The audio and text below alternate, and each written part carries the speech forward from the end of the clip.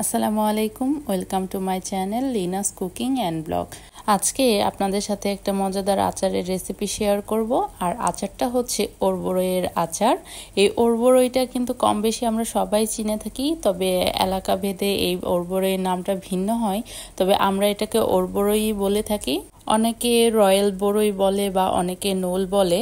এই ওরবড়ইয়ের আচারটা খেতে যেমন মজা, তেমনি বানানোও কিন্তু খুবই সহজ। আপনারা যদি একবার খান তাহলে কিন্তু এই আচারের প্রেমে পড়ে যাবেন। তাহলে চলুন আচারটা তৈরি করে নেওয়া যাক। আমি এখানে হাফ কেজি পরিমাণ ওরবড়ই নিয়েছি এবং এটাকে ভালো করে বেছে ধুয়ে নিয়েছি। একটা প্যানের মধ্যে আমি পানি নিয়ে নিব এবং এর মধ্যে ওরবড়ইগুলো ঢেলে দিচ্ছি। এই ওরবড়ই কিন্তু বেশিক্ষণ সেদ্ধ করতে হবে না, 4 মিনিটের মতো সেদ্ধ করে নিলেই হবে। সেদ্ধ করে নিলে কিন্তু চিনিটা কম লাগে, কারণ হচ্ছে ওরবড়ই কিন্তু একটু টক হয়, এই টক ভাবটা কমে যায় সেদ্ধ করে নিলে।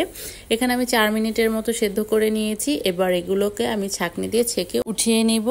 এবার একটা প্যানের মধ্যে আমি অল্প পরিমাণ সরিষার তেল দিয়ে নিচ্ছি, আর এখানে দিয়ে দিব দারুচিনি এবং 2টার মতো এলাচ।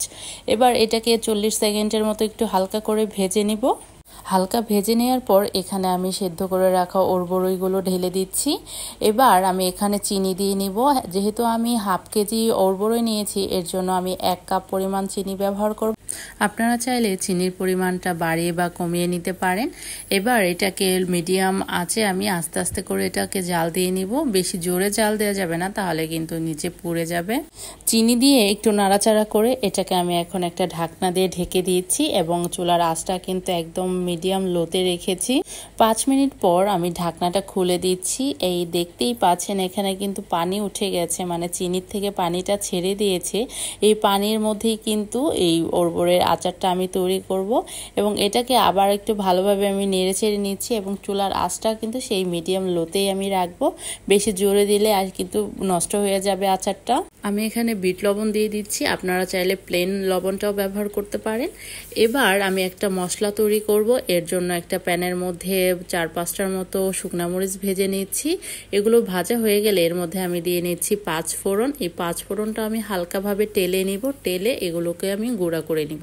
চিনির পানিটা কিন্তু অনেকটাই শুকিয়ে গিয়েছে। এবার এখানে আমি ভেজে রাখা শুকনা মরিচ এবং 5 ফোড়নের গুঁড়াটা দিয়ে ভালো করে নেড়ে নিচ্ছি।